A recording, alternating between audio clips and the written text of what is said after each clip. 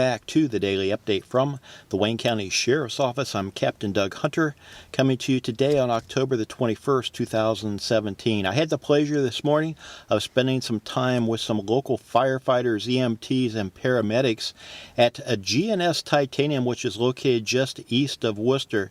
Now, we were there for a mock disaster type situation, and as the story goes, a number of people were at the facility for a tour when basically a line broke and created some exposure of a toxic chemical, hydrofluoric acid is what it was, and this is a chemical that's used to treat the metal or clean the metal in that facility. But nonetheless, these folks were contaminated, which created a fire and EMS type response to the facility. Now, the individuals that were contaminated were then transported to the local hospitals, both in Worcester and Orrville, allowing those hospitals to also become involved in this exercise. So, as you might imagine, having about 30 people show up at your facility could be a bit of a problem, but as this unfolded, things went very well, and there's always a takeaway from these situations. That's why these mock disasters are performed,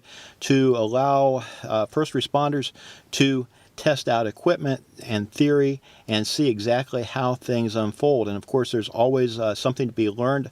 I look at these situations, I go into them not expecting everything to go right, and that allows you to build and become stronger the next time. But this exercise, things went very, very well, and I tell people that experience is oftentimes something that you have right after you need it. So drills like this allow first responders to gain experience before it's actually needed for a real situation. So a lot of people participated. Special thanks to those that provided a little extra. Of course, the folks at GNS Titanium opening up their facility for this scenario, it's absolutely priceless to have someplace like that open their doors and allow the first responders to come in and utilize the facility.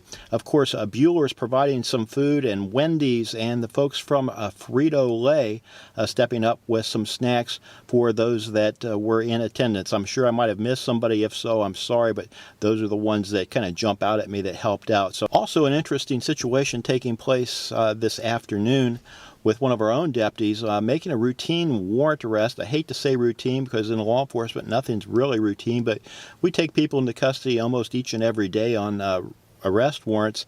But in this particular situation, our deputy was stuck with a needle, inadvertently performing, I guess, a pat-down search of the individual that he was taken into custody. Discovered that this man had a syringe in his pocket, and the deputy was stabbed essentially with the needle from this syringe. Now, what makes this a little bit worse is the man stated that he carries the hepatitis C virus. So these are just one of the hazards that law enforcement officers face each and every day, is being contaminated with these types of communicable diseases as a result of being stuck with needles. So he has been treated. Hopefully everything is okay, but just want to draw that type of situation to you folks' attention, because sometimes people don't actually realize that type of hazard or risk exists.